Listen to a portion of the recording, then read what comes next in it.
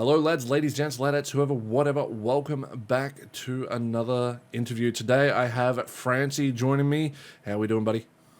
I'm good. How are you, friend? Tired, which is why you unfortunately are the only person who didn't get a stupidly, a stupid introduction. But I've got to make up for it and just say the truth. He is a sexy bitch. All right, just if you need a reason to follow him, right there.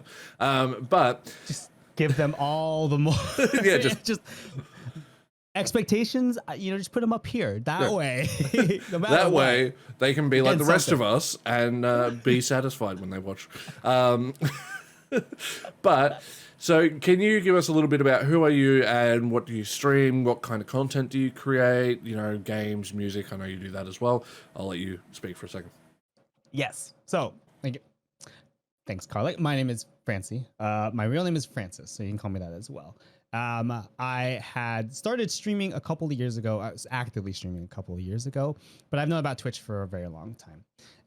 But specifically content-wise, it started out a lot of like how a lot of other of my friends and actually people that we know in our circles. It started out with Twitch Sings. Actually, before that too, I started doing video games because we ended up being stuck at home anyway. Yeah. But video games, Twitch Sings, a lot of Twitch Sings, met a lot of my good friends in Twitch Sings. And then even after that now, I would posit that most of my good friends are from post Twitch Sings. Started with that streaming, then went back to video games. And it's fairly random. So I have a variety, especially since I like to attune myself to RPGs and sometimes shooters like Overwatch, but barely any really. And then action games. Every once in a while, I'll do like puzzle games, really chill, relaxed games. So that's the video game realm. Music is very new to me, and actually, not to give you too much of a shout out, but Karlec especially, and a number of other friends have been giving me really good motivation to be able to do more music. So streaming music is definitely in the works, and I've done a couple of times where I've just played my piano and practiced, but I've been learning piano. Finally got that sampler sequencer and a Kai MPC one. So we're trying to make more music of the sampled genre, but also hopefully in the future it'll be more productions in terms of like me generating the instruments and not just sampling other things. So video games, music. I every once in a while when I get the spark of inspiration, I'll do some like graphic design.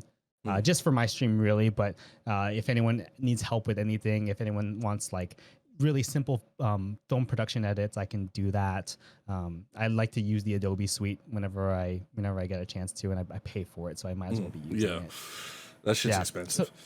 Right? It's a mistake to not do anything with that, even if I'm not making money off of it. But yeah, no, that's generally the content, and it's very varied because I haven't really found a niche that I have enjoyed, but I enjoy all of those things. So sooner or later, if I'm planning on streaming being a good supplemental, income of some sort, then it'll be one of those for sure. So where can everyone find you? You can find me on Twitch. So it's twitch.tv/Frantseeee. That's FRANTSEEEE, 4 E's. I know, kind of weird. France was taken because people do that all the time. How so dare they? Frantseeee, which is what everyone likes to call me, so it's perfect. On Twitter and Instagram, it's technically the same thing. I don't use my Instagram very much. Social media has been dumbing down to like just Twitter and Twitch, and then Discord, I guess you can say. But it's the same name on those ones, so you can find me on those if you want to follow those for potential updates. Twitter especially is probably where I'll post when I'm actually streaming. So I would say Twitch, Twitter. On Discord, it's the same name. Obviously, that's the whole different realm of communication. So you can, we can talk about that. I'm already friends with Karlec though, so I don't really need anyone else on Discord. No. You just basically get pictures of my cat when I Basic, like after I've got X amount, and then it's like, okay, there's like 5, 6 here, bam, bam, bam, bam, bam. Because like I feel stupid just sending one picture of her. But that's basically how it goes for everyone. Like everyone's like, oh, I want pictures of your cat. I'm like, well, you have to wait until I've got more because I'm not sending one picture. One at a time, yeah, just like, one post. Because with Discord, right, like because I'm too cheap to pay for Nitro. When you send from your phone, it gives you the option to compress, so you can just send as many as you want. So I'm like, I'd rather do that than have to go one send, because I'll freaking go out of my mind. And let's be honest too, like especially with just pictures in general of just sharing, like quality is not entirely the like upper, you know, not when it's a picture of a cat sitting there licking her stomach, looking like a fucking dork. So you know, you get what you get.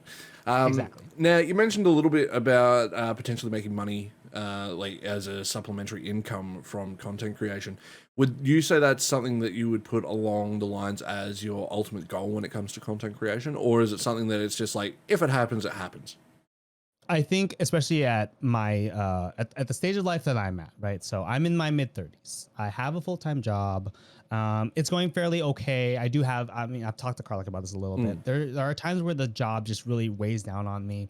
But at this stage, it's better off to, you know, keep that job and pay for the things that I do enjoy. And then, you know, I'm still working on the job and maybe moving laterally, or even if I can move upward on the positions. But as an end goal, specifically for content creation, I think the end goal for me would just be to have it as a regular thing, like part of the routine, I guess.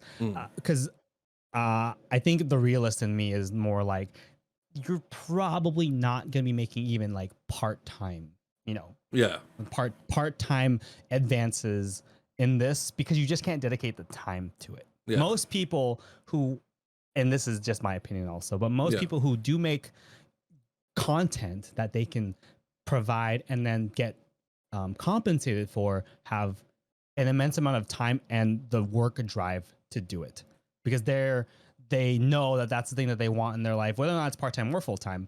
That's what they want in their life right now. That's totally what they're going for. They found, like, you know, they found their niche, they found their community, they've done the legwork, and now it's just, you know, regularly being able to do that kind of stuff. I want to get to being able to regularly like stream, because that's been very much on the wayside. Making music, especially, like I want to make time for these hobbies. But if it does happen where, you know, somehow I come out and one stream starts to be a hit and then people are just, you know, coming in, viewership gets up and things get rolling, then yeah, definitely not a bad thing. But I think the goal would just be regular content creation, whether or not it's for me or for someone else. I think it's better for me in my situation right now to just focus on doing what you like and getting stuff out there and finishing. Really, the problem that I have the most with me personally is finishing things. Finishing projects, finishing music, finishing, you know, practice, everything. Just finishing. I said that to Snap as well when we were discussing music in ours, where I literally have a file on my computer named "Finish This, You Dumb Fat Cunt," because I refuse to do it. It's like 90% done, and I'm like, nah, it's good. Right? Honestly, it's a bad habit. I need like I need like a sound bite or an alarm every day of like my friends just being like, "Hey, you should probably finish this, you lazy ass son of a bitch." And I'm like, "Yeah, I totally." Thank you for this. I need that. One honestly really good tip that I started implementing for myself, because I have a really bad habit where, especially as a creative, and I know you'll probably have this as well, and a lot of people out there who do hopefully watch this, where you'll go, I've got all these ideas on what I want to make, right? Whether it be music, whether it be art, whether it be a video, whether it be a stream, like I want to add all these effects, blah, blah, blah, blah, blah. When it comes down to it, you go to do it and you get halfway through and you're like, it's not good enough. You know, it's not quite where I want it to be, or like, I just don't feel like it's, you know, coming along fast enough, so I'm going to abandon the project. And I have two very big videos that I worked on for 15-20 hours each, which was a Kingdom Hearts video and a Resident Evil 8 video, and I threw them both out. Now, the Kingdom Hearts video I threw out because I changed how I wanted to do the content, because I was not happy with how it was laid out. The editing I didn't mind. I think I still actually have the video files, but I wanted to redo the entire dubbing audio, just because it's like, okay, this doesn't fit what I want, because I want it to be more like the Why I Love series. And I keep talking about like, oh, I've got a StarCraft one on the way, and I just have not been working on it because I'm like, it's a lot. Like, this is the thing with the StarCraft one is, once I start working on it, it's all I'm going to work on. So I'm like, I want to get this project, this series of interviews done first, and then I'm going to sit down and really do it, because that is like a 6-part series that I've got planned out for that. So I'm like, okay, once I focus on that, bam, and done. But one thing I want to bring up, how you mentioned, how work was kind of weighing on you and stuff like that. Now, you've been pretty vocal on taking care of your own mental health and like advocating for people in your chat, your friends, and all that to look after themselves. How do you find that you're kind of, impacted when it comes to your mental health and content creation? Oh, that's perfect, because it's literally, when I talk about mental health, especially if someone asks either in Discord, on stream, when we talk about this, I think when you talk about it with me specifically, that's exactly what I point to, right? What factors are affecting me from being able to do things like content creation? Because that's what I love, right? Bottom line is, no matter what job I'm taking up right now, it's not the job I want, because that's just how life had ended up, right? But the job enables me to get to do what I like to do, content creation, creating things that I can be proud of, basically. And the job, unfortunately, also can affect that content creation, or that the ability to do so mental health wise, because when the job weighs down, on you, when finances weigh down on you, when things don't go your way for like a whole entire week's work of your tasks and your jobs, you almost don't want to. Like, for me, when I have to think about work on a very, very regular basis, and not just the 8-hour workday, right? It's like 8 hours, and then after that, I'm like, what else do I have to do post that 8-hour shift? Is there anything I have to worry about tomorrow? If you let it, and I do all the time, it sidesteps everything you want to do, right? You want to, I want to stream, but no, I don't really have the energy of it anymore, because I've been working and I have to worry about the next day. So like, I'll just stream on the weekends, and then Friday comes around and it's like, oh God, I'm so swept up from like everything. I don't want to bother with it. Or even just the idea of wanting to make sure that I sequence out everything and time manage myself to be able to do that. But then work intervenes, even during work, right? Like, even while I'm working, something happens where it's like, do this project, it's due in the next couple of weeks, or work on this, we have a deadline, you have to keep that up. And it's like, well, I work from home, I have a lot of time for this now, but that's what makes my money, so It invest becomes in the that. focus. Exactly. And then don't worry about the rest of that stuff. You get to do that. I promise. Like, I tell myself, like, I promise, Francis, you'll get to do that. Just make sure you make money. But I feel like a lot of people can time manage themselves fairly well with a full-time job and still be able to make content. And time as a resource will always make things better. So like, if you have more time, you'll always make better content. But putting out things that you enjoy, even if it takes you like 5 minutes or 50 minutes, I think that's important too. You have to just get stuff out there. So one thing you just brought up right at the end there, the whole idea of time. Now, this is something, as I used to work as a music tutor, and I've said this to you in the past as well, when you said, oh, I don't have time to practice. And I say this to everyone who gives me that excuse when it comes to music practice. And like, just I do it to everyone. And I did it to Pixel Sean, just to bring him up every freaking time I do this, just because he doesn't have internet yet. So I'm just going to keep shitting on him until he does have internet, so I can talk to him.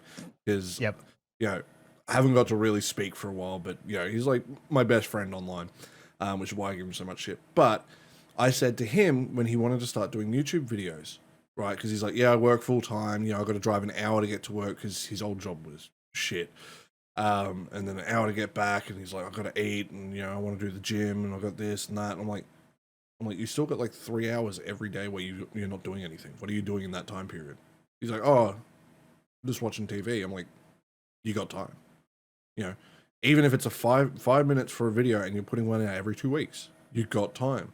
Like, there is no way, in my opinion, that you are that fucking busy as a human being, unless you are working 2-3 jobs, in which case I respect that. The world is a terrible place at the moment. I understand. That's right. Yep. But if you are someone, and you're making enough money off one job, or even like a couple of part-time jobs, and it kind of adds up to a full-time job, you still got time. Yes, you'll be exhausted. Yes, you'll be like feeling like shit, but you will feel better if you actually use your spare time going into the content creation that you want to do, right? If that's what you really want to do. If you're passionate about it enough, no matter how tired you are, no matter how exhausted you are, when you do it, you will feel better. Now, granted, doesn't mean it's easy to do, right? As you've said, like you'll get to that point. It's like, yeah, I'll do it later, once I've kind of had time to unwind. And then, it's already Sunday and you're like, well, shit, I've got to go to work tomorrow. So no real fucking point. But it's one thing for me, what I do a lot, especially to go a little bit into my mental health as well, is I never shy away from saying when I'm going through a depressive period, because what's the first thing I do? I read a shitload of manga, I'll read comics, I basically just read, right? I don't watch things, I don't play things, I just read, because I'm like, I just want something where I can just zone out. I don't have to think for myself.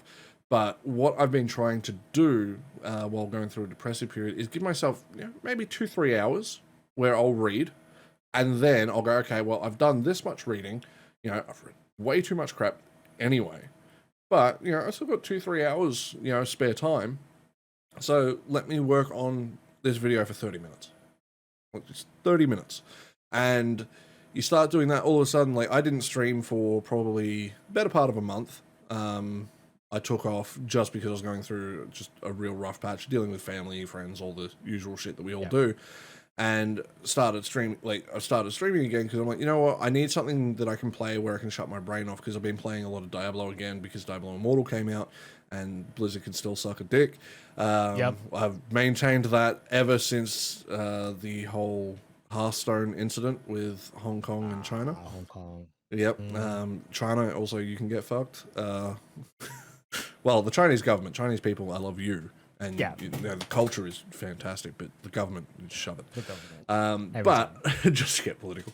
But at the end of the day, right, like, it's one of those things where it's like, okay, well, Diablo 3 really is just my shut my brain off game. That and StarCraft 2, I will sit there and play them for thousands of hours without a single thought running through my head. And it's one of those kind of comfort zones for me, which is something I wanted to ask you, because you mentioned, you tend to kind of steer mainly towards RPGs. What, like, would you say RPGs are your comfort zone when it comes to games, or are you more like, as you said, you like Overwatch a lot, even though you might not play it a lot now? Would you still consider that a comfort game? Like, what's sort of your, I hate the term, but safe space? To kind of play.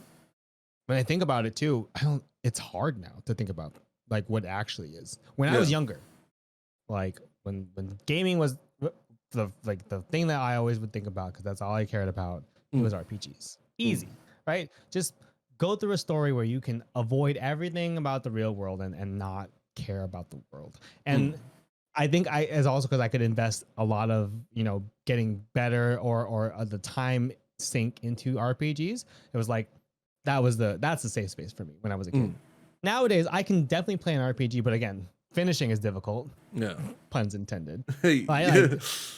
RPGs are very much still games that I enjoy, because I love stories, but I just wish like I had more of that motivation when I was a kid to drive through that story, like, not necessarily as fast as possible, right? But just get through it. I would say RPGs can be that in a minimal amount of time, where I just want to like turn off my brain. Like most turn-based RPGs nowadays, if I'm not trying to do, a difficult side boss or side quests that involve more than just, picking moves off of a list, right? Doable because it's just getting through the story now. And I mean, especially if it's a game I've played before, like Final Fantasy VII Remake. If I'm just playing that and not worrying about like getting through a challenge or anything like that, then I can play that through without thinking at all. It's not that hard, and even if it was super hard, difficulty settings like just make it easier. It's fine. But the safe space now would be anything I can turn my brain off of. So the genre probably doesn't matter anymore. It's more or less like how much physical and mental investment am I putting into the game? Like, for instance, today. So like before this context, but before this, I was streaming. I played a game called Jurassic World Evolution 2. It's a Sims type game that I don't normally play sim type games, but this looked really, really fun for a time being. And I was like, it's on sale. I'll go ahead and get it. I had to sink a ton of like mental capacity to like play the game because I didn't know it. I had to learn it. We're going through like the easy parts of it. But Overwatch as the alternative is a game I've played for a very, very long time. So turn it on, shoot people in the face, especially with the nuances of the game, right? So in Overwatch, you have multiple roles. The role I play is literally shoot people in the face. It's not healing. It's not, tanking. It's not supporting. It's you shoot people in the face. That's what you do. So in that regard, that would be a comfort game for me. Another one would again be like Final Fantasy VII Remake, where I can get through the story without thinking. Like I don't have to worry about the setups, right? Like, am I trying to get through this in a speed run fashion? What do I need to use? What do I have to equip? Where do I have to go? What do I have to avoid? No. I just play it through like, okay, this is the next battle. Yeah. Do this. Anything I can, I guess, potentially look at Discord and play at the same time. Yeah. Comfort game. Gotcha. Hands down. So as an RPG lover and someone who works full time, do you find that the love of a genre that typically is known to be the longest, slowest grind is interfered with because of having to work full time? Yes, 120%. Because especially if you've been playing it for a long time, and I would even posit that my fandom of RPGs pales in comparison to a number of others for sure. And I will admit that mostly because I know for a fact that I have seen, especially with my advent into Twitch and learning about wonderful people, right? People have invested time and presence and understanding in single RPGs, much less multiple RPGs. Yeah. So even for me, who is arguably a casual RPG fan, I know for a fact that from when I was a kid till now, a full-time job prevents so much progress and enjoyment in an RPG, and a substantial RPG. Okay, we're talking the Final Fantasies, the Dragon Quests, the Skyrims, the even going to Bethesda's line because they had their little thing today, but Bethesda's line of like RPGs. Full-time work just prevents that, and it sucks because it's not just an 8-hour workday, even arguably an 8-hour workday, working from home. It's an 8-hour workday. And then you have to, kind of like get yourself into a mindset, whether that's eating, you should be eating, eating regularly, taking care of yourself, then setting up or whatever you have to do to play your game.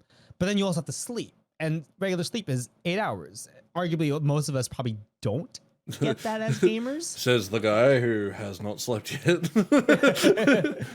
But if we were to argue, a healthier version of a gamer who works full time, it's 8-hour full time job, 8 hours sleep. That's 16 hours. That leaves you with 8 hours left to be able to game. When an RPG can last anywhere from 20 to 150, 200, 300 hours. Easy. And most of us are completionists. We want to make the most out of the game. Yeah. So you're reaching those 100-hour marks, like hands down. Yeah. So yeah. I know a little while ago, not just to show off my cat to try and steal more views. Show off for Noah. All of it. She's so brave. She's like, please don't. I'm trying to sleep here. She was in the It's window late. picking a fight with a cat. It's late, The Dad. neighbor's cat. As you So should. now she's all tuckered out. The hard life. Because we haven't been to bed yet, so she's like, when the fuck are we going to sleep? But so not too long ago, you got kind of obsessed with Final Fantasy 14. So for those who don't know, that is an MMO Final Fantasy. That's one of the two. So what was your kind of experience getting hooked on an MMO like? It was a roller coaster. I will say that. Here's what happened. Well, sort of. We'll condense it just a little bit.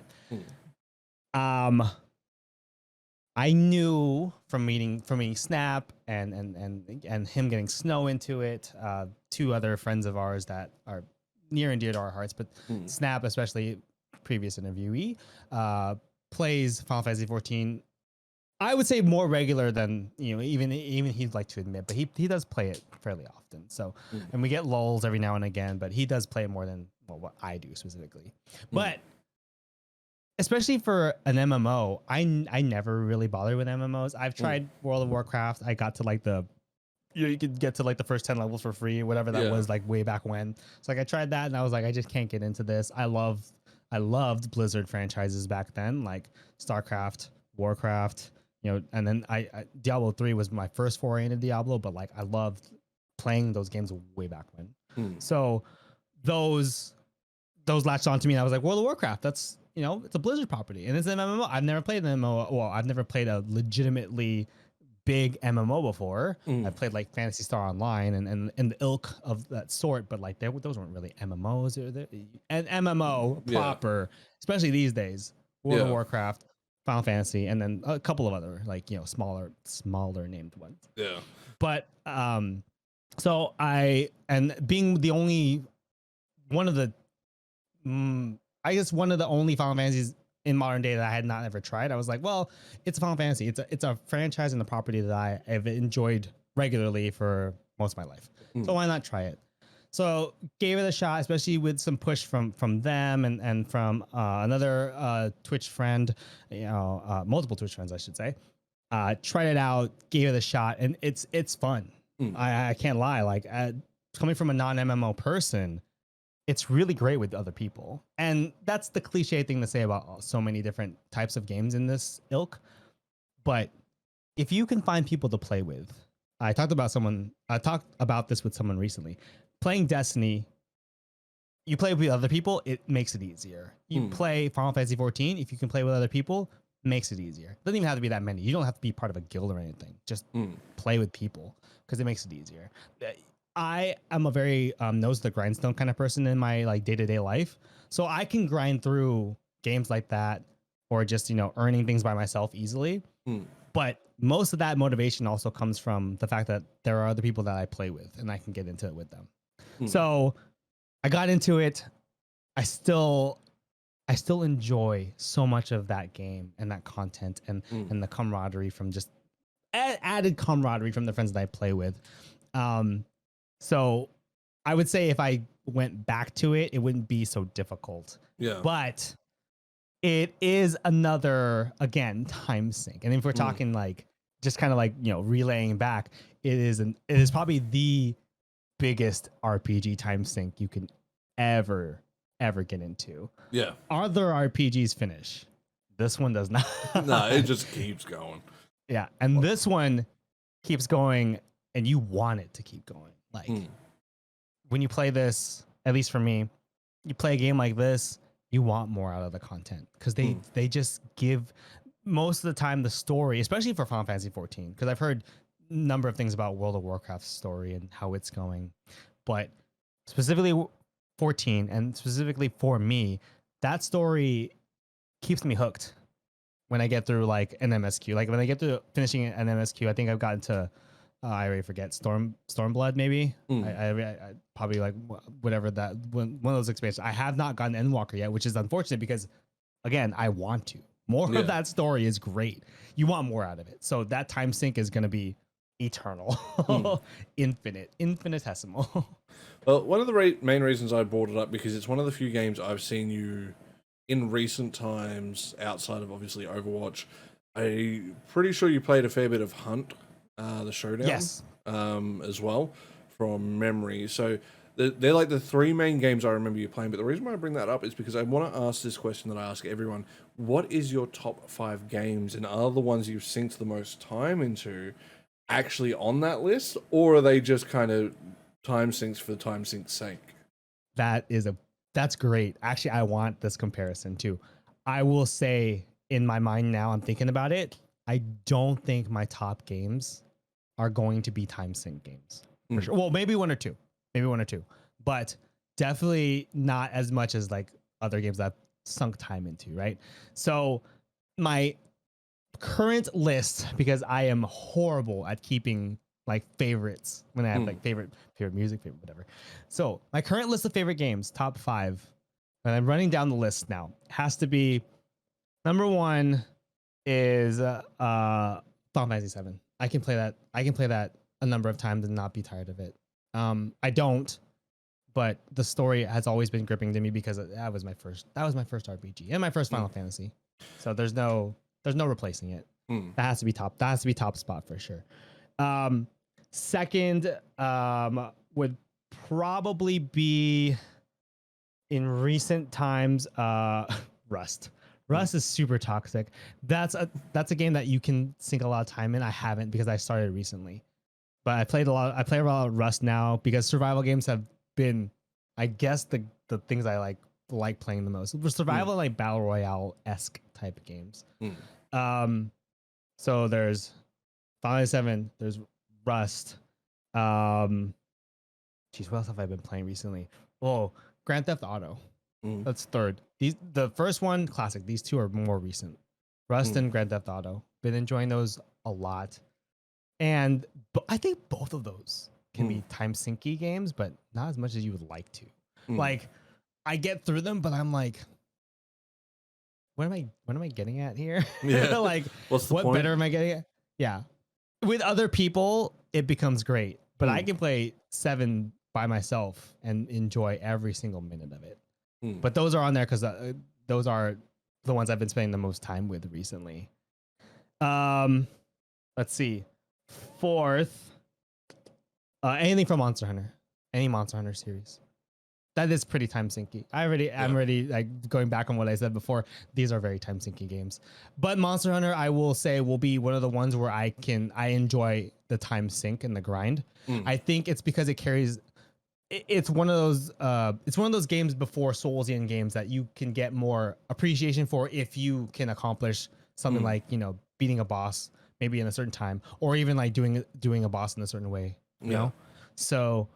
I hold that near and dear because the achievements you can get in that game will outlast probably the game itself. You know, like getting time attacking like a certain amount of monsters, or if you take on a quest where there's like 3 or 4 simultaneous monsters you have to take out, and do it in a certain amount of time. Like those kind of achievements are important. Soulsian games like that are exactly like that, and I posit that's the reason why most people like to play those now. They like the achievement. You don't need a visual moniker of your achievement when it comes to those games. It's skill. It's the hands down the skill you can carry in those games. That's what you get like the rush from.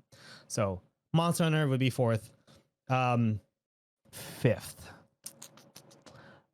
I think.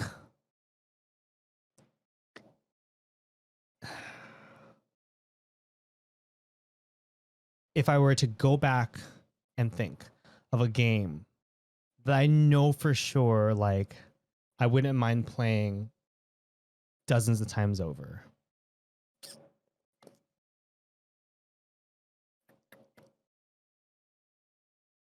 Actually, you know what? That fifth spot, reserved for more like classic, that like more nostalgia or memorable. The Pokemon series. Pokemon series?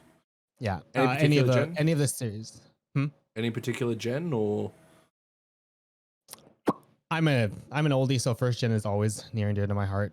I will say I enjoyed first gen is always going to be there. Second gen, first, second, third. Let's see, what else have I played recent?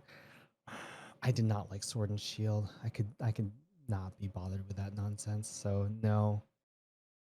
Um, no, first. Even if I have to even after like thinking about it on the side, like Yeah. I grew up with that, and that was probably the one and only time where I collected all 150. You know, Yeah. like that was the goal for the original cartridges, and I couldn't do much else too. To be fair, like there weren't that many people playing, and I could battle anybody. Yeah. So the only other goal to do when you play the old Pokemon game was to just collect all of them. So Yeah. first and only game that I did 150 on, and for all the cartridges I had, I wish I'd kept them.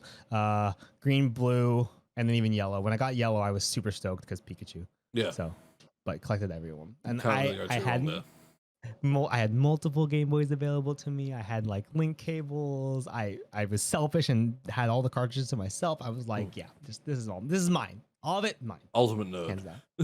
Yeah. So yeah, and I'm thinking back and I'm like, they can be all of those games can be very time sinky, but I think the ones that I would care about the most, even though they're at opposite ends of the top five, like 7 and Pokemon are purely nostalgic kind of things where I can go back and enjoy them because I know what I'm getting into. And they're changing the formula, but Game Freak, I see you're still keeping it, so I get it. I can still get into it. Yeah, I didn't play Arceus, but I've seen it played and it seems okay. Like it, yeah, different. Not like if you want more of the same. I mean, we've got how many freaking games that are the same. yeah, So remade too for that matter. So it's like that's there. How much do we need? I want innovation like that. Yeah. But they do keep like a core. Mm. They're still keeping that core to it. And from what I've seen of Scarlet and Violet, it's still very much a Pokemon game that I can probably play. And like, okay, cool. There's just a little bit more added. Like an open world, different mechanics in terms of the rock paper scissors formula. Like, that's fine. That's fine. But again, those two are for sure the ones I can lean on and just get into. The other ones were time seeking games I played like in the most recent years. So bringing up the fact that you've got Final Fantasy VII and Pokemon as nostalgia, that leads into my absolute favorite question. So we're going to go back to a time before you were 16, right? So before you're sitting there necessarily worrying about oh, I need to kiss all the girls and touch some butts and all that fun stuff. Basically, if you could pick any game from your childhood to re-experience, reboot, like just have it remade, ground up, graphics, brand new looking, like what we have today, what would you pick and why? This is gonna. I'm catering. Caveat. I'm catering. It's either Final Fantasy VIII or Final Fantasy IX. Easily. Like we're already in this mindset or in this mode of like redoing these kinds of things. Oh well, Square is anyway with teasing Final Fantasy VII forever, and having heard conversations on both sides of the fence where it's like, why are you remaking it? But also, yeah, let's do this. Like technology is advancing, things are looking better. You can create this like added atmosphere that you didn't get before. The argument against would be like, well, we were more imaginative when we were younger, so we could see that clearer as opposed to this, which is like a concrete, albeit pretty solution, but a concrete one where before it was abstract. Our minds would be able to, drum up what it is that we're seeing or playing. But I personally enjoy remakes like this. Like RPG Kid when I was younger. 7, 8, 9 were sequential. That I played them one after the other. And I would think that learning from Final Fantasy VII Remake might be important if those were options. But if you just kept 8 and 9, but gave them a touch-ups, You know, a little bit of makeup here and there, making them look pretty, adding gameplay elements that make sense. You know, I dig the action RPG element that 7 is 7 remake is bringing. You know, Kingdom Hearts definitely helped aid that, especially with how Tetsuya Nomura wanted to, you know, progress those kinds of things. But you don't have to change much. And if you want to experiment with something, you know, you're already doing it with 7, especially with the story. So go for that with the gameplay, but you can retell those stories, especially for a new generation, and still maintain that prior feeling that everyone else who's played the game has, you know? I 8 is catering again. 8 is not one of my like top favorites, right? I don't place it very high. But what? it's It's your because favorite Final Fantasy, France. You shouldn't have, buddy. well, anyways, Continue. 8 still carries this kind of a, I wouldn't say it's a burden, but the move from 6's, you know, pixel art prior generation game to 7 was big. And because it was a move from pixel to 3D, 7 didn't really have I would argue it didn't have a baseline to be put up against. It was like, it was going to be mind-blowing regardless. Exactly. This is the future of RPG. Then you come out with a game like 8, which not only did it upgrade the visuals, in my opinion, right? Upgraded the visuals, right? It also provided a vastly different story from 7. And you could relate it to, I'm trying to think of because I never played the previous entries, but 8's story had 8, somewhat of 9, lots of 10, and then not anywhere near 12 anymore. But those 3 titles in Final Fantasy's history carried a story of romance that you did not see in a lot of other games. Like, yeah, you can argue 7, but I would say that wasn't the focus. There was no focus on romance in 7. It was very much a side plot. Yeah, right. Like that was not the main idea. The main idea was the idea of, like, you know, how we're affecting the world in what we do, in nature or politics, or, you know, things like that. Romance was a side plot. Yeah, romance was just that's a side mission. Oh yeah, you can date one of these, you know, like whatever. No, but 8 carried that from beginning to end, I would say, because with spoilers with the start of the game and the introduction of the characters to the end and how they ended up, you know for a fact that the story had a very heavy reliance on these characters interacting with each other, you know, together as a unit versus 7's team-based, you know, squad of people, or 12, where you people were expecting a ship, like, to be able to, like, put people together, but that was probably one of the most politically, you know, focused, or like world building focus. I don't want to say politics too much, but world building focus versus character. I'd definitely say it was a very politically driven story, and like to go to your point, right? Like going from 6 to 7, it felt like 7 was kind of the last stand of the old RPG. Of like the SNES era RPG that would like still kind of drag its way into, you know, our 64-bit era, you know, gaming. For those of you who are young and don't know what that is, don't worry, it was old and we were much happier back then. The time. Yeah, good times. But you know, I think like when I look at 8 as you know, I've never lied to say that it is my absolute favorite Final Fantasy. I'm like the opposite of you in a sense, where it's like 7 I enjoy and I respect it, but it is nowhere near my favorite. Like 8 is, I'd say it's like 8 12, and then probably 10 or 9. I could take either of those two as kind of my go-to as the next game. Mainly because I need to actually sit down and play through 3 completely one day.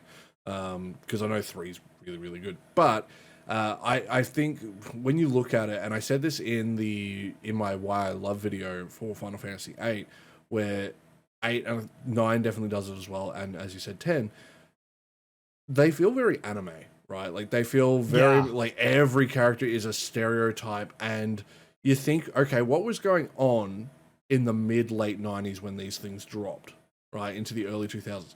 We had this wave of Japanese anime, not like the initial 80s stuff like Ghost in the Shell, Dragon Ball Z, well, Dragon Ball into Dragon Ball Z, but like when Dragon Ball Z came out in the 90s, Pokemon was coming out, you know, Sailor Moon, you know, all these really cool shows were coming through, and the West was like, holy shit, this is cool.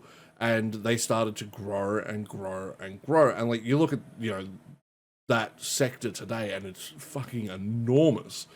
Oh, but, yeah. You look at like gaming from that time period, and it's like, man, they were like really just hand in hand with each other. I use both hands for those who could visually see, but I've got this one pinning my arm down because she's like, no, it's cuddle time. It looks like I'm choking her, but I'm not. She always lumps her head forward because she likes to lay her chin on things. I was gonna say, pet people probably know this because. Look, the most mistreatment she gets is she doesn't get treats 2 times a day because I don't want her to get fat. She only gets it most days, not every day. The audacity. I know. The audacity. The lion, the witch, the audacity of this bitch. But the reason why I wanted to bring up like anime and stuff like that, because you yourself are known in our circle to dabble, one might say, with, you know, manga and anime.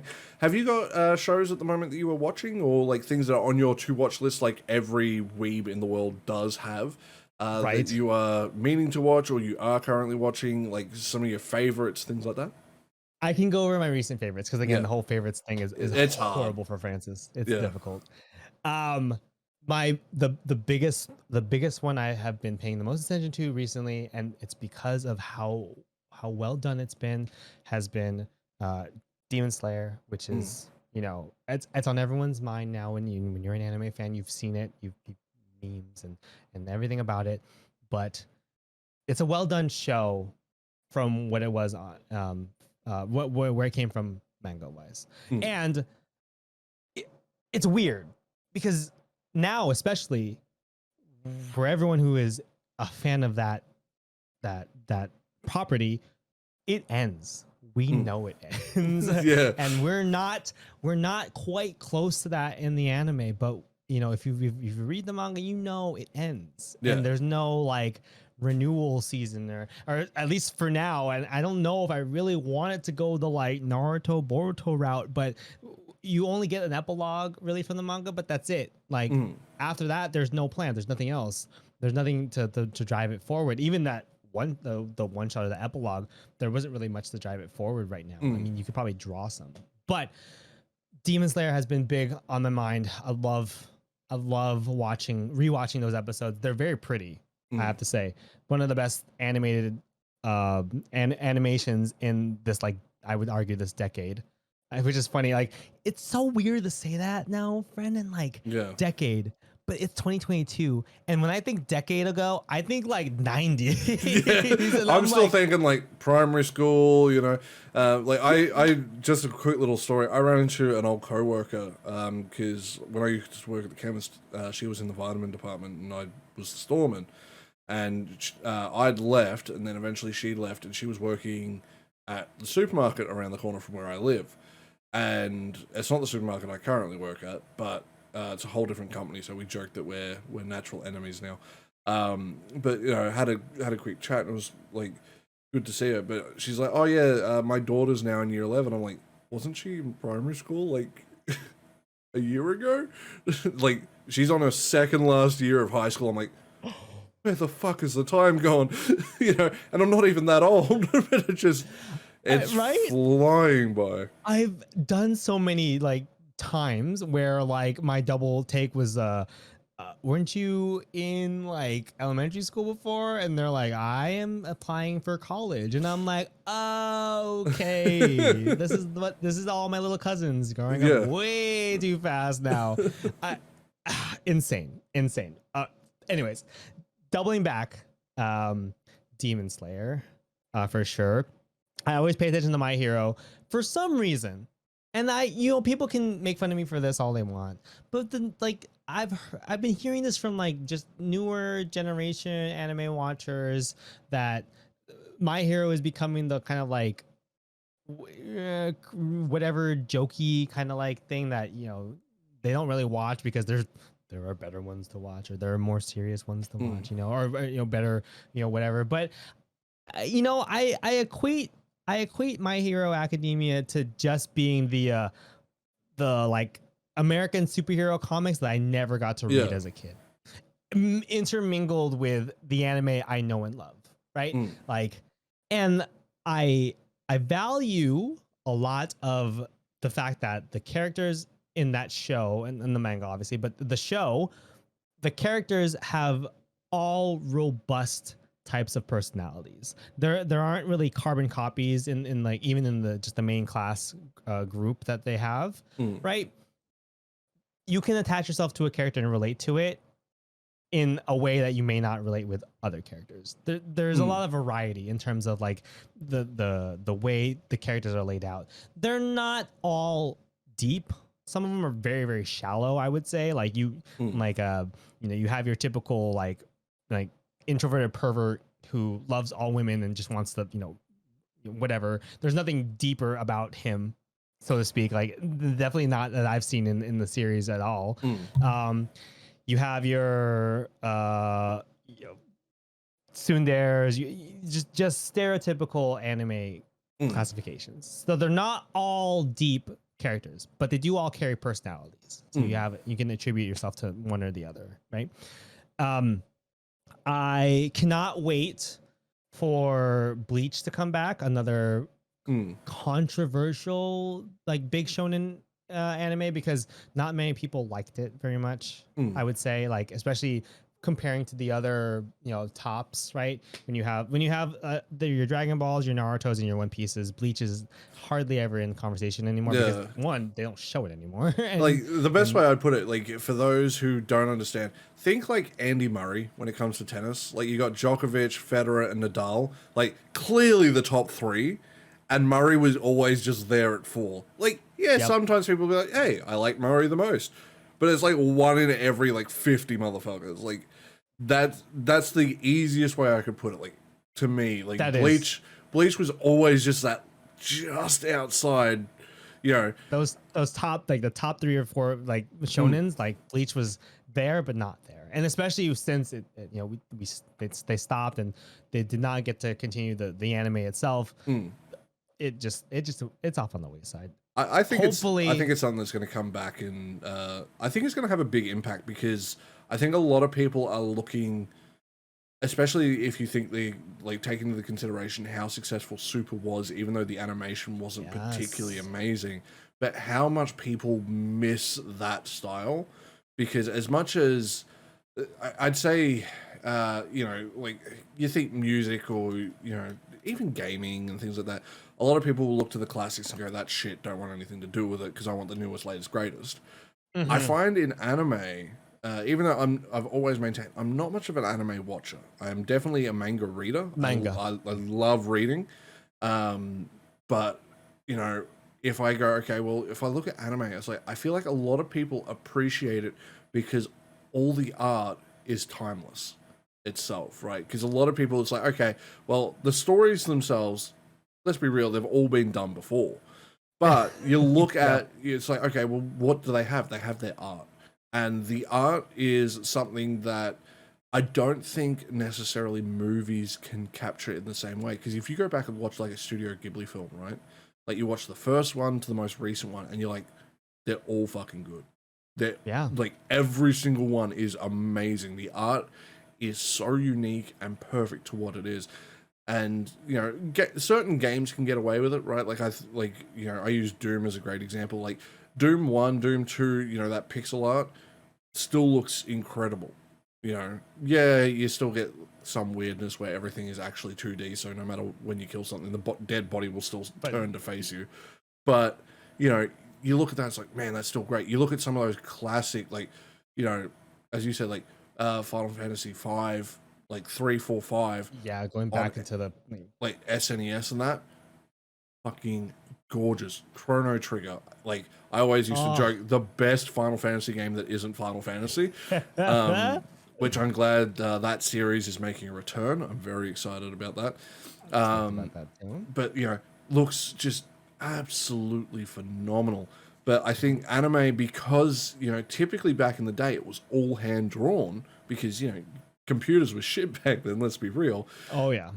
You know, they've just, I feel anime is one of those things where people will look back and go, yep, this is good, you know, and I think Bleach is something that, you know, I think people are going to clamor for that kind of story again, like that, okay, starting at the bottom, making your way to the top, especially these days, you know, everyone, I think, in general, likes the underdog story overall, right? Like, it, you know, Dragon Ball Z, well, not even Z, sorry, Super is kind of in a weird spot. It's like, okay, how do you make Goku, you know, like, not Goku, essentially? Like, what can you make stronger than him? It's like, they're at a point, it's like, where the fuck do you go? You know? See, that's what's really, really tough about the shonen genre in general, because all the big shonen genres carry like the stories that they've done, and I'm sure they mixed and mingled between each other. Like, you will find similar stories and similar arcs and similar situations in all of them, especially the long-standing ones. Like One Piece, I'm sure, has been copied, pasted innumerously. Like, there's a number of times. There's no way like, they haven't like just ripped themselves off. Right? Like, I feel like they probably, they have arcs that just repeat themselves in a different just up in different character. Way. Yeah. And it just works. Yeah. But I think I agree. I agree to the point where the animation of anime in general, when you look back and coming up to now, especially, helps drive it, right? Helps drive it forward, or at least helps you bring people back to it. And then the stories that you are carrying, that's probably what like cinches it for everyone. Where right now, with where they want to start with Bleach, where they're going to pick up where they're going to pick up from in Bleach is another engaging story, and definitely going to be the underdog story, which I like that you pointed out. I feel like no matter who you are and what kind of lifestyle you lead or the success you carry, an underdog story will always be relatable, because you never, at least a decent human being, or at least if the story lends itself to it, a decent person is not going to want to not root for someone that's driven, you know, by this, if it's an incessant need to be the best at what they do, or if it's a survivalist mentality to gain better standing from where you were before. An underdog story is always likable, and you know, there are times obviously where the villain or antagonist can also be very likable, because one of my favorite things that I like, and I can't come up with an example right now, is when you get these underdog stories, but they're pitted against an antagonist that is literally like carbon copies of just everyday people. Yeah, you know, like, they're not the supernatural, definitely better than everyone else, super talented, can do everything, you know, amazing. The stories that pit the underdog against another underdog, or even someone that has the same morality but push toward a different path. Yeah, a great example I just thought of is, I know we're talking about Dragon Ball Super, Goku versus Jiren. You know, like, Jiren, they try to paint him as a bad guy. And yeah, he does, you know, when he gets angry, yeah, he's a dick, but, you know, you get his backstory and you're like, okay, you know, I don't hate this guy. Yeah, it's hard to, because he has again, you learn the motivations, and that's what makes stories great, is you can gain, if you glean even a little bit, as long as it's well done, glean a little bit of someone's history of why they do the things they do, what they do it for, and try and put yourselves into their shoes if that's what the creators or the storytellers are driving you to do. Then you see like, yeah, this clash of ideologies isn't that far off. Like, they're very similar, and that's a good point. Goku, Jiren, Universe 7, Universe 8. That's the kind of like clashing of ideologies that we all actually kind of need. Yeah. Because then you have gain perspective. Yeah. You gain an idea of that's the kind of stories and that's the kind of like lifestyle you want to lead. You want to just do your best at what you can, and everyone else is doing the same thing. So, meet up there, work it out after a while, because we all, as much as we all can be cogs in a wheel or individual snowflakes, sooner or later we all intertwine. We all interject. Yeah. Or we all intersect, I should say. Sorry. We've all And got the something in intersection, common. yeah, those intersections should be valued, I think. Back to the like Bleach thing though. Yeah. That's what I'm excited for. I'm excited for the coming back of a truly great story in its own right as a shonen, and then just kind of like the same as like the updated visuals for like a Final Fantasy game. You get updated, you get something pretty to look at, hopefully. Right? So I doubt they're gonna do a shit job. God, if they do, that's a Sad. disservice. I already kind of have a last anime that I'm kind of stoked about. I have been so big and maybe blindly big on like Shaman King being remade. I loved that as a kid, and I hated that I read the manga afterwards and learned that was not how it that's not how it ended. That's not how it went.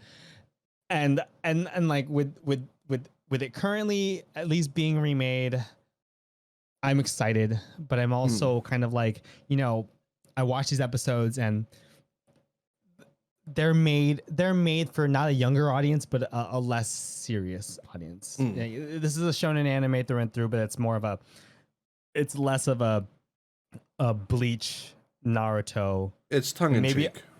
Yeah, it's very tongue in cheek.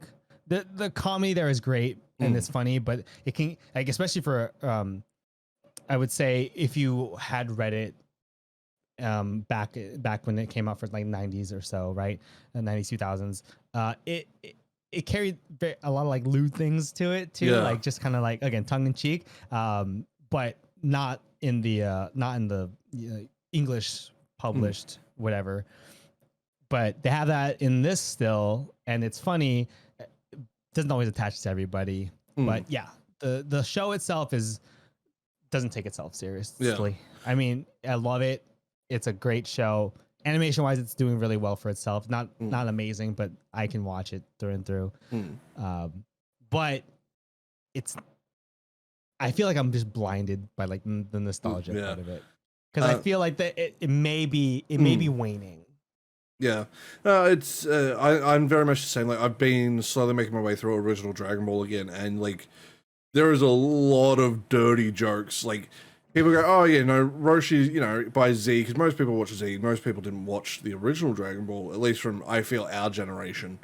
I think it's more like the 40-year-old anime watchers that kind of got original Dragon Ball, mostly.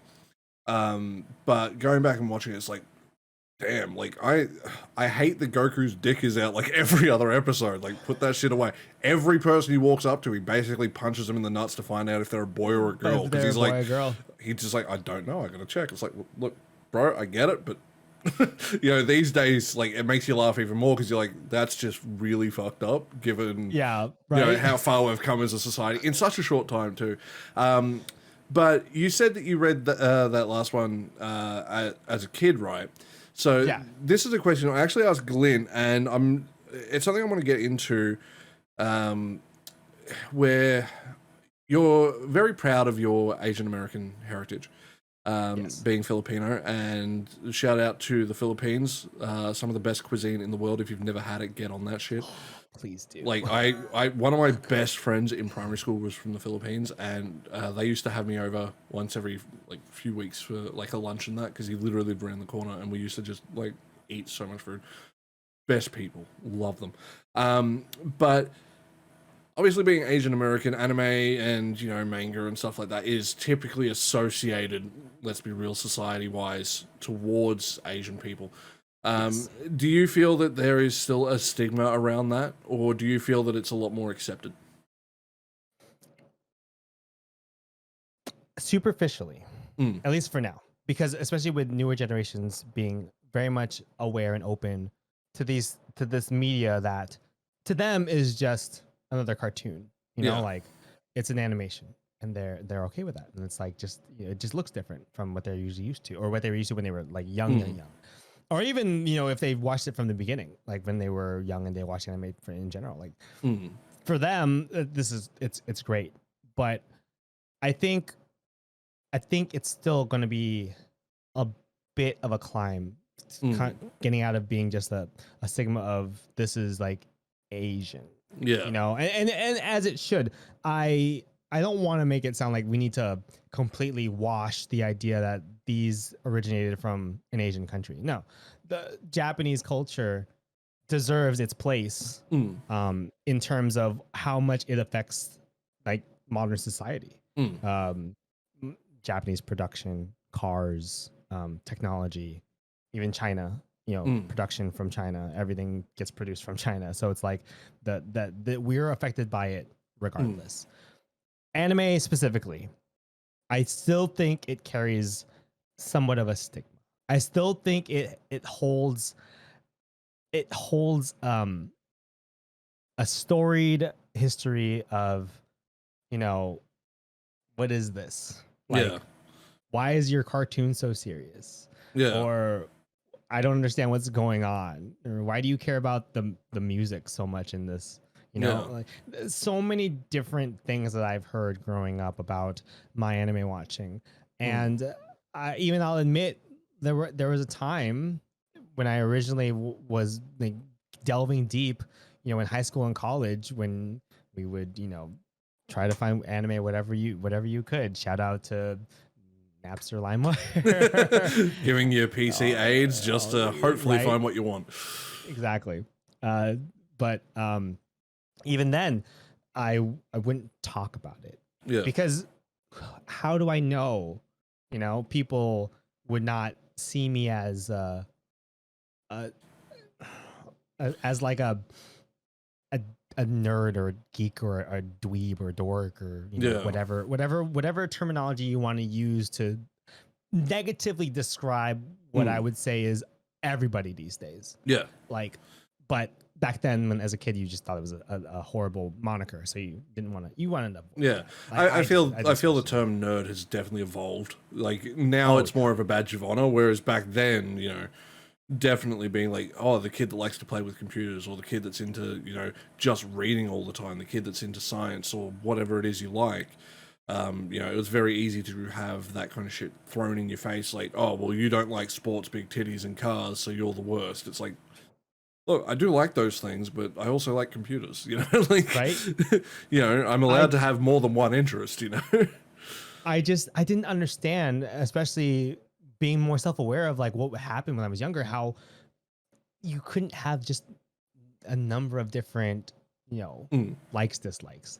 And um I was gonna say, because you had when the way you mentioned it, like, oh yeah, nerd, like I love the evolution of this, mm, because really in my opinion, like back when I was called those things, I don't know why I had to feel horrible for that. yeah. It arguably stunted the kinds of things that I actually enjoy, Mm, because if I had known more about computers and programming and gaming and even like digital art, or like digital like graphic production, mm, like just everything that I actually enjoy doing, music, mm, if I knew that back then, I would never have given into the negative stigma of the mm, term nerd. I yeah. would have been like proudly being like, yeah, I know how to do these things. Do you? And if you Yeah. don't, why are you making fun of me? Like every excuse under the sun. But I feel like at least now, with the way that those words are utilized, hopefully, and I know we joke sometimes about being negative things, but the way that we can utilize that kind of moniker will help so many more people, not even just the younger generation, just people who still don't feel like they're allowed to enjoy an anime or two because they're too manly men or they're too American to enjoy those kinds of things, you know? No, I'm definitely guilty of it. I know as a teenager, I used to write anime off completely.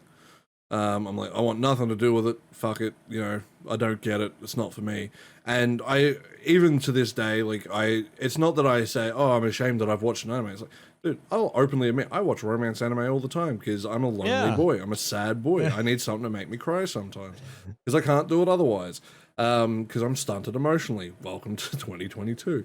But in saying that, right, like, it's not so much that I personally, like, I sit there and say to everyone, I am not ashamed to say, I read romance manga all the time. You look at my list of, like, 600 fucking mangas that I've read in the last 2-3 years, right? Like, huge numbers of reading that I've done. 90% of it is romance shit. Because it's like, if I want, like, shonen, you know, and all that sort of stuff, like Dragon Ball, all that, I watch it. I want to watch that because that's way more interesting to watch to me than, you know, romance is. Because romance, watching it, it's like, I'm not really imparting my personality onto the characters, so I'm not, like, they're already predetermined. So it's really, really hard.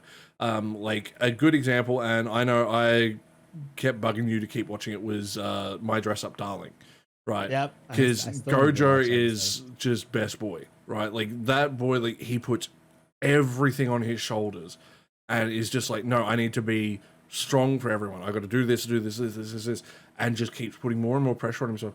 And no one asked him to do it, but he just kept doing it to himself. Yeah. And you're like, and he breaks down and you feel so bad for him, but you're like, man, I fucking do that shit too. Like, I gotta stop doing that. I was about to say, like, especially in romance stories, especially in anime romance stories, not just guys, but you almost can kind of, one, attribute yourself to those characters, but then two, you know exactly the bad thing that's going to happen, or well, potentially the bad thing is going to happen, because this is the kind of thing that you either have gone through in your experience of romance, or you feared, you know, you feared the most, like rejection, or having to be a part of someone's life for X amount of years and then being nothing in their life for the next couple of years, or even just pining for someone that doesn't even, you know, all these situations. We've all at least come across in one way, shape, or form. And it's great to see that you can root and cheer on this person, but then you also know, like, where this is headed. Gojo, shouldering everything in the world. You can't, like, in one piece of mind that's like, you are, yes, this is exactly how I am. This is what I want to be. Then the realistic side of everybody, I don't care if you are, you know, optimistic, is like, you can't do that. No, it's impossible. That's not sustainable. Yeah, it's not sustainable. It's just not going to happen. And it's going to crash. Whether or not it's a comedic crash in a romance anime, or whether or not it becomes a serious topic of discussion where, you know, like, that relationship cannot make do because of how you think you need to be in the relationship. It'll happen. And it's crazy to see that you can attribute yourself and see yourself in this character, but then also you know the flaws, basically, or you will see the flaws coming if you have lived a very storied life, like in your 30s, basically. Like, you kind of see where it's going. And you know, like, when's it gonna happen, basically, is what I usually kind of like think about in romance anime, or like when I watch like slice of lives, is like, oh, when's shit hitting the fan? Because there's gonna be a moment when shit hits the fan. In the story. Like, My Dress Up Darling is like one of the few ones where I've, you know, like, I've got like some of the rom-com ones that I'll go back, watch over and over again, just, you know, because I'm like, I like the jokes and, you know, the characters make me laugh. But I have never, in my opinion, seen one that it has more relatable characters than My Dress Up Darling when it comes to a proper romance story, because you don't get the, oh, I like him but I don't like him kind of bullshit. You don't get that. It's once Mira knows she likes it, she's like, holy shit, fuck. This you know, is- like yeah, it's a, like this one's and- mine. yeah. This is for me. yeah, like, and that, like, anyone who has fallen in love, that's what it's like. You're like, yeah, you know, you're just friends with them one day, and then the next day you're like, oh, I fucked up. You know, like, and you can't help it. Like, you don't get to choose that feeling. And I think they portray the way she feels about him that way, where it's like, okay, she just accepts it. She's like, oh crap. You know, that's literally what she says. Oh crap.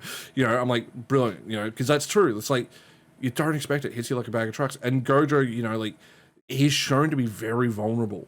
You know, he's very anxious. You know, as you said, you know, you're going to have anxieties going into a relationship, whether it's romantic, friendships, anything like that, right? Like, we, as I said, you know, me and you, we talk occasionally. You know, we don't talk every day. But, you know, I know both of us are going to feel guilty at certain points. Like, oh, man, I haven't messaged for, you know, X amount of days or X amount of weeks because life happens, you know. And, you know, it's like me and Glint, you know, I've known him longer than pretty much everyone that I've interviewed so far. Actually, I would say longer than everyone I've interviewed so far. The only person I think I'll be interviewing... Oh, no, sorry, there's 2 people I've got lined up that I'll have known longer than him by a mile.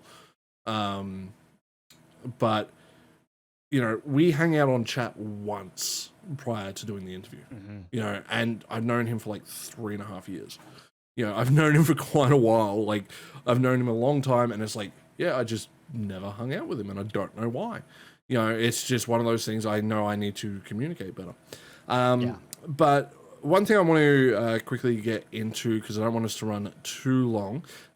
So for those who are listening or watching, you may see us wearing different clothes, because we are going to come back and do like the last kind of 40-ish minutes or so. I'm gonna make sure it's completely different clothes too. Yeah, no, wear the exact same clothes. Oh yeah, but just inside out. Just inside out. Yeah.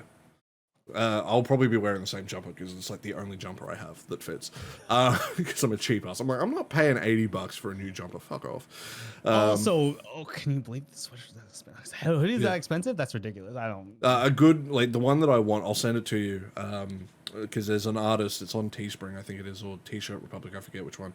But he did a neon series of characters, and there's one of Bulma, and it is so fucking sick. Oh, I remember. Actually, you sent it to me anyway, but I remember like you sent it to me. Yep. Yeah, and it's but like based on conversion rates, it's like $81 to get it here, and I'm like, hate living in this country just for that one reason. That's the only thing I hate. Yeah. But one thing I wanted to touch on, and you know, we were talking about how like the stigma of nerd and things like that, and also like the stigma towards, you know, like how even today anime still feels very foreign, even though it is becoming more accepted slowly. You know, like I think, you know, like a good kind of, I wouldn't say good, I think it's a terrible analogy now that I think of it, but you know, to me, it's like, you know, trans rights and things like that. You know, like it's slowly becoming more accepted, even though one is clearly more important than the other. You know, trans rights are clearly more important than what anime is. I have to admit something like that. You know, like, look, we love anime titties, but you know, there are much more important things in the world. Oh yeah.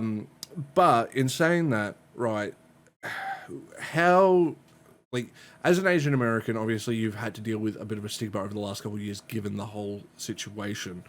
Now, I can't speak to how rough it would have been IRL, but in terms of a content space, how has things kind of gone? Have you found, okay, you know, there's some dickheads, there's a lot, you know, or most people are like, okay, you know, you get that one rando and everyone's like, hey, fuck off sort of deal. Like, how's your experience been? It's surprisingly, or not, depending on your perspective on this. I haven't had too many situations where me being proudly Asian American, especially recently, because I will admit that my childhood was turbulent when it comes to you know, my cultural identity. Yeah. I was born in the States. I grew up, you know, past learning some Filipino, Tagalog, but Filipino, like when I was younger, English. I was an English speaking person through and through. I've lived in the States 99% of my life. And going from a childhood where I didn't know if this was okay to be proud of, and even almost questioning that pride because of other Asian Americans, right? Like I hung out with Asian Americans in high school, but was I part of that group, or did I Yeah. just associate myself because that's where, that's where my family originated from? Yeah. You know, did I want to be with the popular kids who were mostly white, or mostly rich, or whatever that echelon? To now where I'm very much outspoken about it.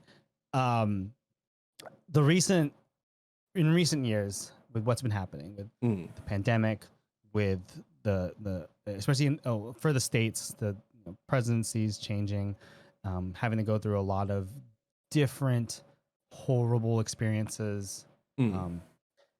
I am lucky to say that I haven't had that many times where my cultural identity has come to the forefront in a in conflict or in a conversation.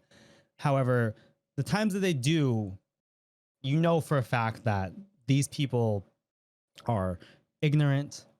They don't give you the time of day. And even if you want to be, like me, I'm a wordy person. I talk all the time. So I can explain things to people if they ask me, but they don't want that. They and if they do, they just want something to rebut. And with a silly remark or some kind of like elitist, I'm better than race kind of like, mentality. I don't. I like those situations because it reminds me that no one is completely in comfort in these times.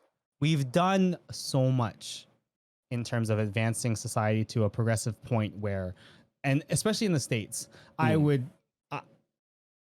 talked about this a lot, and this is a little bit of a tangent. So let me just a little bit.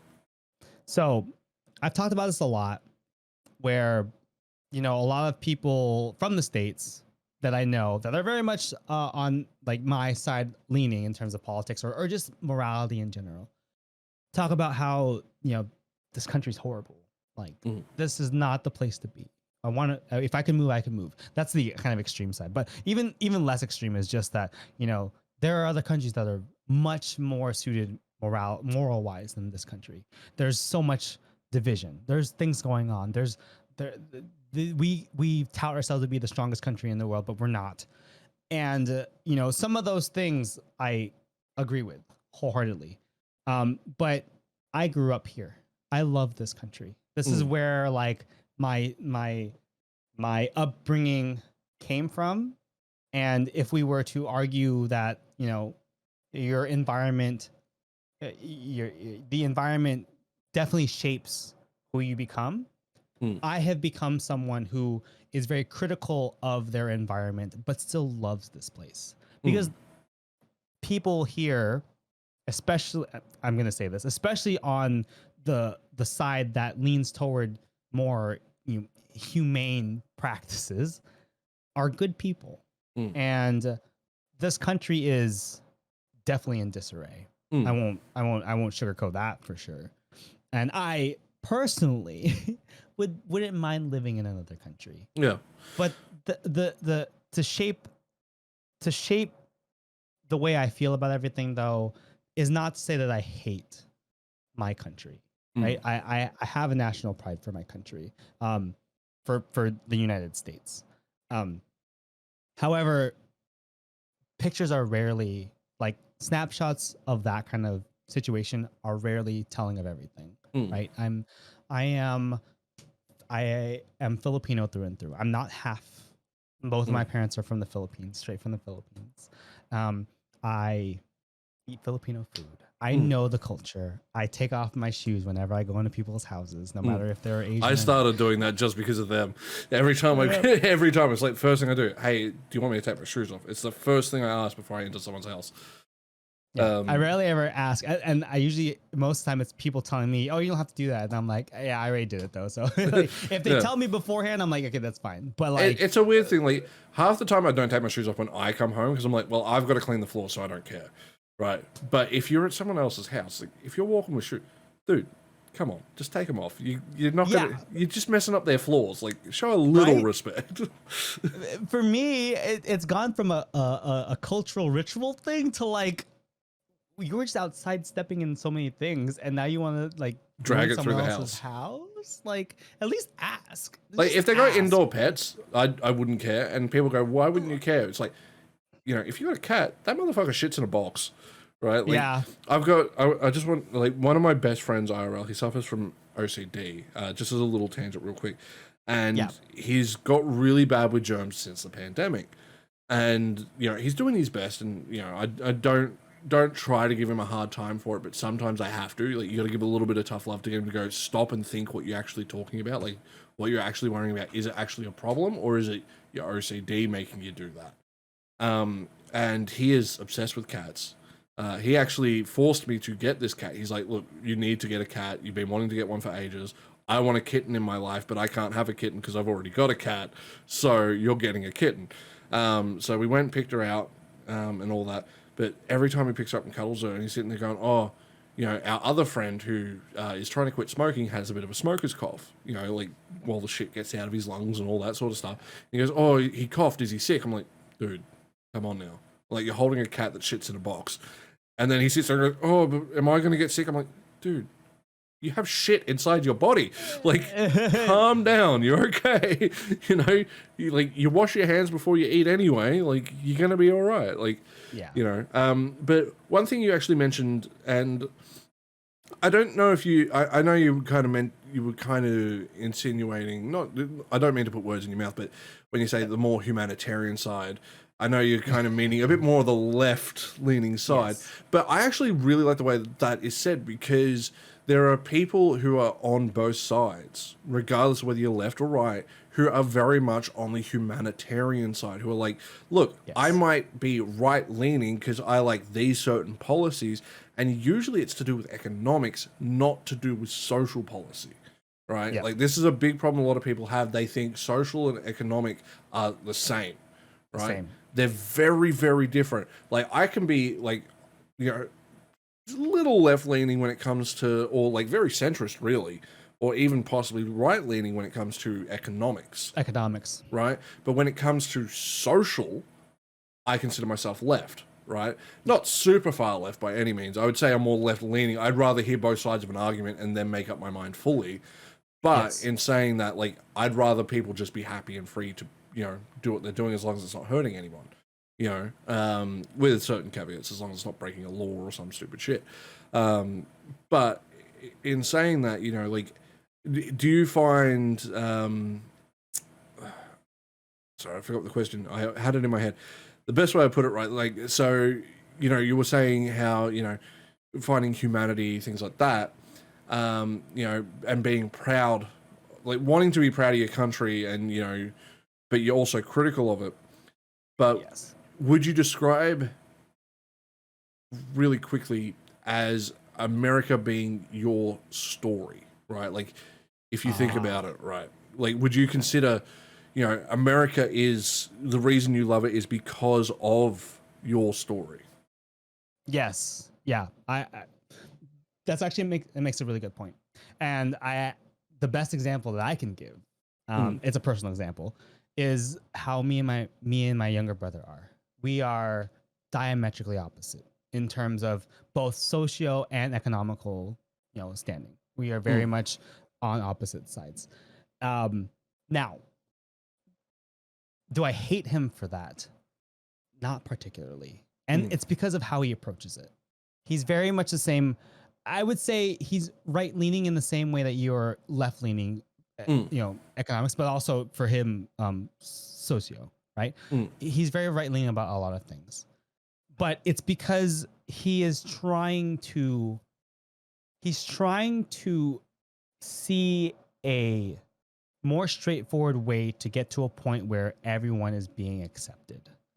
Right? Like, if I wanted to not sugarcoat the right side or right leaning in terms of both socio and economical policy or standing, right?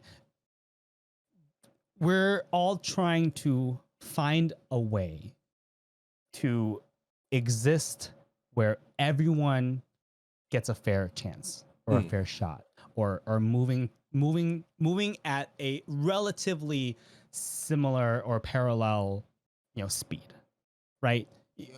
Advantages, disadvantages are always going to be there, but the way my brother would like to put it, and I think I will always agree with him, is, yeah, there are unfair things in the world. We're all just trying to make it the gap slightly less, and it just differs on how we do it. That being said, my specific story, which carries as many or as little or as many experiences as anyone else in this country, but my specific story is purely the reason why I still to this day will be like, yeah, I'm from the United States. Like, I was born and raised here. I love it here. I garner opportunities that I know for countries that are not first world have much difficulty in gaining unless they were to consider moving here or just moving to a first world country in general. So I can't say that my story could have been better in other situations, better or for worse. I've lived through so many different things, but that shapes me, right? The trials and tribulations that you go through, if you wanted to change them and you had the opportunity, maybe, but I went through them. I've been through a lot of them, and this country even, forced some of them onto me with the way school systems work, and even like just like the undertones of racial segregation or stigmatisms or stereotypes, right? Like, I've been through the gamut of that. But I think the best way I can equate it, or the best way I can equate my feelings in that regard, are just who else to shape a country if everyone decent wants to leave. Yeah. Who better to try and enact or enlist change if all I hear from my side is we could be better off elsewhere, or maybe we should split or divide the country in half specifically, and you guys can have Florida, and we'll take everything else on the west. Let's be real, they already have Florida. Right. But the reason why I wanted to bring up the whole idea of your story and why it's part of why you love, you essentially, right? Is because so far, and this has been so far, honestly, no offense to the other boys, I love yous, but this has been my favorite one to do so far because it lets me ask this very specific question. And I've only got 2 questions left, actually, so we're actually doing pretty good for time. Nice. But this question is really hard for me to line up. And I wish I had done a better job of getting to it in the first ones, but this is why I watch back, and we're going to do follow-up interviews with those guys to be able to ask this question. But when it comes to your story, right, you have shared, okay, as a kid, I liked manga, I like games, right? And they carried these negative associations through high school, right? I'm assuming it'd probably be the same through primary school, in high school. Hey, I hang out with the other Asian kids and stuff like that because I feel that's where I belong because of the system that is just like natural for teenagers who don't really get it. There are those who are just like, yeah, whatever, don't care. Like, if you're black, Asian, whatever, it doesn't fucking matter. Like, skin color is irrelevant. It's irrelevant. Like, a lot of more people today are like that, which is great. But when you don't really get much cultural pollination, those segregations are definitely a lot more prevalent back in the day than what they are now. But going through those experiences into college, where it's like, okay, I kind of feel almost ashamed a little bit of, if not even a lot, of some of my hobbies that I enjoy, I don't want to share it with people because of the negative connotations, because it's like, oh, typical Asian, he must like anime, or typical Asian, he likes video games, he's a nerd because he's Asian, not because he just so happens to like these things. That going from that to being at a point now where it's like, hey, you know, I'm proud of who I am, I'm proud of my story. How do you feel that that has impacted your content that you have created, whether it be, you know, live streams, whether it be little graphic design things, whether it be little videos you've tried to make or edit, whether it be, especially, and I think this is one that I think you're starting to get, you know, better and better at expressing yourself in, which is music. Like, how do you feel that your story has shaped your content? No, it's easy. The answer is specifically easy. The fact that all of what I've gone through and all of what I've had to endure, regardless of the magnitude of those experiences. I know there are so many others that deal with way worse than I do. I have had it fairly easy, but the differentiation, the prejudices, the division, you know, all of that makes a way for me specifically to make sure that involvement is inclusive. Like everything is potentially a good thing for me, right? So in Twitch, in chatting, in streaming, this streaming first. So streaming in general, a platform where so many personalities come through. You can go through like so many different people in a 4-hour setting, like I just did, right? Like I streamed for almost 5 hours, and in that time I've had, you know, maybe arguably, and not to make people not individualize, like 3 or 4 different types of personalities that I can like run off the top of my head and be like, this is how I deal with each of them. Yeah. Right. But you can go through that many people and see more from what they're giving, right? Like you see more from what they like to chat about, or what they talk about, or how they interact with you. Do they like talking about this, or do they like lurking? Do they really just, you know, say 1 or 2 things? Do they like to, you know, chat you up about the game? Do you like to chat you about life, right? Music. I was a hip hop head when I was younger. The whole, you know, social status being low, and these rappers got higher, you know, they have money, they do all the things. So hip hop was definitely something that I could attribute more to my childhood, of like, I could be better than everyone else just by doing something, you know, like, I listened to hip hop through and through. College, I started listening to more alternative, and emo came out, and I was like, oh, more emo songs. Music in general shaped or is another outlet of inclusivity. Like I just was more inclusive of it now. I like to have more of different genres, different perspectives, my content. So all of the above. I like to think that the way I treat my content is an expression of myself that includes facets of, you know, everybody else, because that's where I grab it from. I had struggled for a long time in not just content creation, but just creativity in general. I struggled a long time thinking that I could only just do carbon copies of things, right? Like I see a certain way a layout is presented, and I just, you know, tweak it a little bit, or I add my own spin to it, or I, you know, different color scheme, and then maybe like, you know, shapes that just change up a little bit. And then I'm thinking like, you know, that's fine, but is this really me? Is this just, I'm just like copying someone else?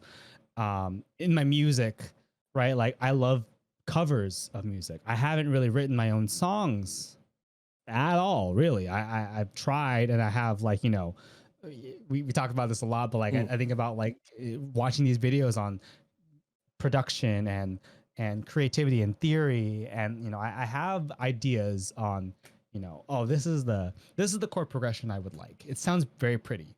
What do I do with it? You know, like I have those, but I always think like I'm still carbon copying. Well, I used to anyway. I still think I'm carbon copying. What I'm realizing more and more is that it's because growing up and throughout now, I just want everything. Like I'm selfishly wanting all of this like bits and pieces of everything good that I've come across from all the like rundown or horrible that I've had to experience. Even if I have to compare it to myself, who never would have probably thought about listening to any 80s rock in recent years, or I still am very adverse to metal, but we'll get there. We'll see. But I'll give you recommendations at some point. I was gonna say Karlec's gonna be the one to give me those now. I've got a lot of really pretty ones that you'll like, because I know what you're kind of into. I was gonna say he knows me now. Yeah. He knows my musical styling. So, but even that, so much as to see that someone can give me a perspective, and I take those perspectives into what I create. Right, like I the my anime. I've been sampling on my sampler a ton of like old 70s 80s anime soundtracks because they just sound good. And then every once in a while, I'll take a video game to sample and I'll try and sample that. And then even now, I think about like alternative and rock that I barely ever really listen to, but then I pick it up on YouTube and I'm like, oh, okay, that sounds good. That's great. I love that. My streaming, right? This is a little bit more on the button, but I rarely ever put weight on people's anything. I don't put weight on what race they are. Like I'm not outwardly asking people, are you black? Are you white? You know, do you come from this area? Are you coming from that area? Or I you know, and granted, most people aren't, but I think I put emphasis on that because I want to show that nobody is necessarily excluded in what I want to interact with, or who I want to interact with, or where, what, when, why. Because as an Asian American, either you're boxed into something, or you're regarded as, you know, easygoing. You know, you're someone who can be okay with this, very polite. You know, will do whatever you say. You know, or the fact that like I carry those nerdisms with me, right? Like I do watch anime, I do play video games, things like that. I'm pretty decent at math. Surprise, surprise. Hey, you know, like you saw that coming, right? But those are that story of my life and those experiences I've come across, even to this day, with some people who still like to not, you know, they're not outright forward about it, but you hear the undertones, you see you can see the things that they say or don't say, for that matter. Those will always shape me to remember that my exclusivity from being included in the social, whatever the social norm should have been, I should say, in previous years, drives my inclusivity of everybody else. I like to think that I am an open-minded but critical person of the way everyone is. You know, I have to. I think it might be from experience that I carry a bit of a cautionary feel. Yeah. When it comes to people in general. But I think that's very fair. You know, if you've got your life experiences. But I try my best not to discount anyone, because on one side to another, on, you know, every axis of the world, there are not a majority of evil people. Mm. It's more or less we're just we all have different mindsets. Mm. It's a branch, you know, a branch from the same tree. Mm. And it will sometimes we'll just never come to that intersection that I was talking about before. We'll never intersect. Maybe that's how it can be. Well, it's like an Australian idiom. It doesn't get used a ton, but politicians like to use it a lot here.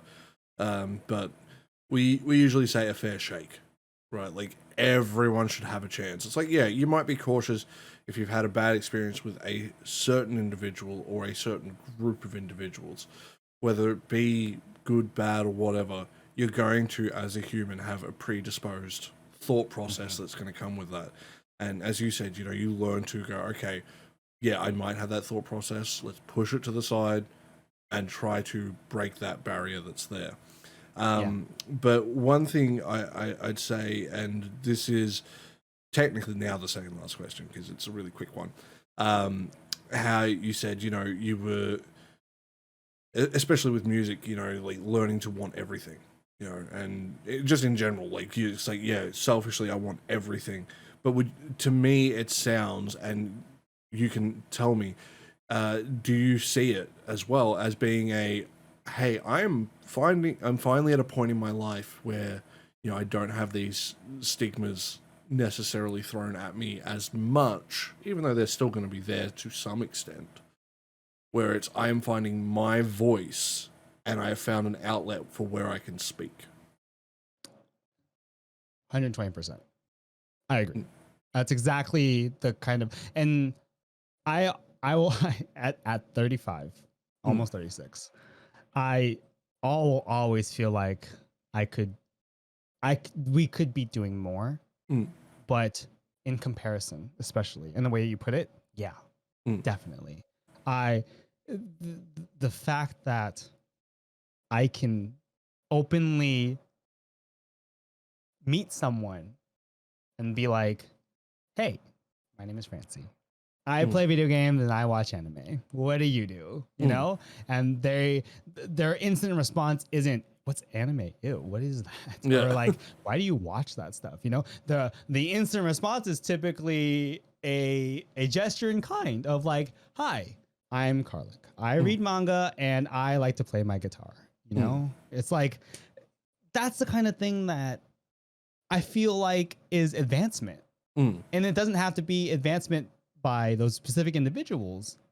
It's just kind of like a knowledge base of knowing that we're more accepting now.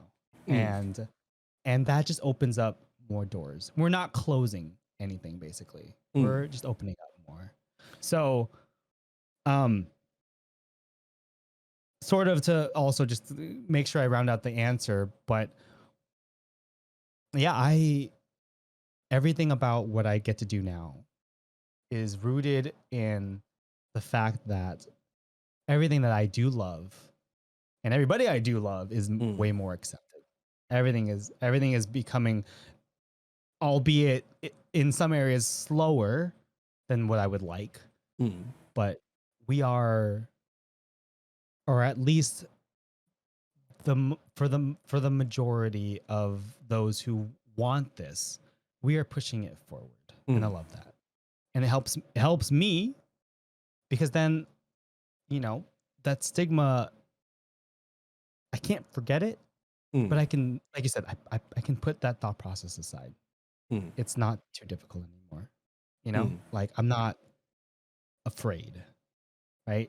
Like even if we lower the magnitude to when we were just kids and we didn't want to talk about anime, I'm not afraid of that anymore. I'm not afraid to tell people that I watch, you know, anime in general. I'm not even afraid to tell people that I watch specific genres, like you were talking about, like specific genres of anything. I'll tell people till the cows come home. You know, like I think one of the best things I like to tell people is every time I get a chance on Netflix or Hulu, any streaming service, and I find that C list, D list You know, PG-13 rom-com, I'm watching it. Yeah. I love those things. Yeah. You gotta love the No, cheese. The cheese is right? where it's at. No, no, I won't say toxic, but no masculine person from like 20 years ago is going to admit to that. Not even 10 years ago. Even 10 years ago. No way. And suffice to say, you know, we we exude masculinity here with me and Karlec. Yeah, but, by sitting there openly flirting with each other every time one of us is streaming. Just all the time. But those are that's where I see life now is multiple possibilities because nobody is afraid to just be themselves. Be themselves in a way, or at least be themselves in a way that does not harm anyone else.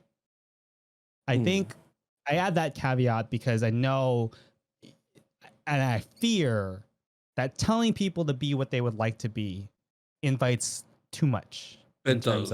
There are people who will definitely, you give them an inch, they take a mile. Exactly. You know, that saying exists for a reason. Yeah. So, you know, if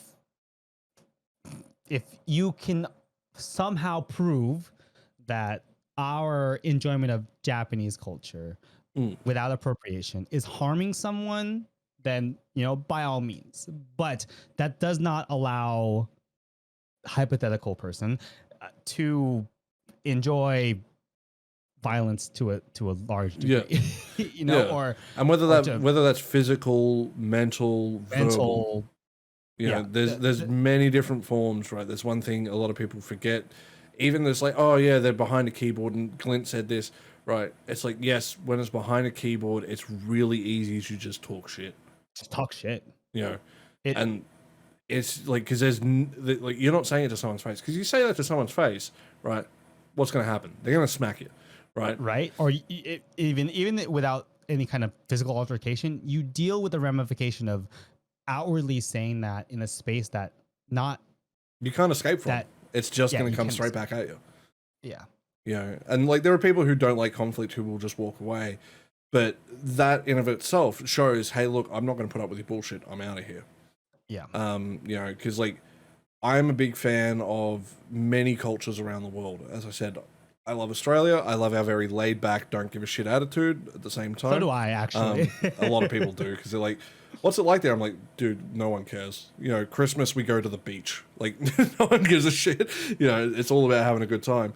But, you know, like, yeah, I like Japanese culture. I like Chinese culture. I love, like, aspects of, like, Korean culture. You know, StarCraft nerd through and through, right? I am obsessed with that shit.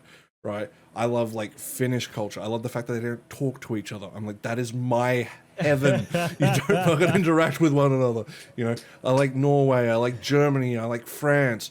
Don't care much for England. Fuck England. You can fight me with your bitch ass country. No, but for real, right? Like, at the end of the day, there isn't a culture that I have seen that I outwardly just detest. There might be aspects of certain cultures, you know.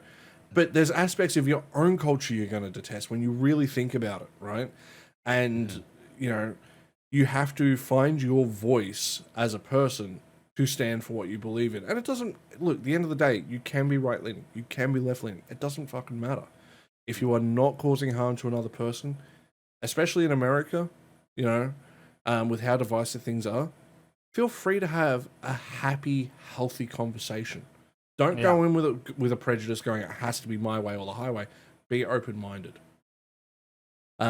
So we've talked about a lot of heavy shit. We're going to end with one light, kind of hearted question, even though it's kind of be the hardest question I love to ask. What is your most controversial gaming opinion? Have to end on this. Let's see. Can I come up with one that is definitely great bait? Let's see. It's tricky because everyone's got a few, and like some of them are like, okay, it's clearly this one's like one that's going to rile people up, but I don't want to rile people up because I don't want to, flame war. No, start flame wars. Flame wars get me comments. Comments get me algorithms. I just kind of do. Okay. That's why I asked this question. Okay. This is fairly mundane as I say it, but it could potentially go awry. Yeah. So I'm very big on fighting games every now and again. Like I usually play 2D fighting games. So the 2D space. So I'll even like segment it even smaller, right? I play 2D fighters whenever I do play a fighting game. Enjoy them greatly. I know there are nuances. I know there are mechanics that make it fairly difficult. I know it can be fairly competitive. However, Smash Brothers is not a fighting game to me.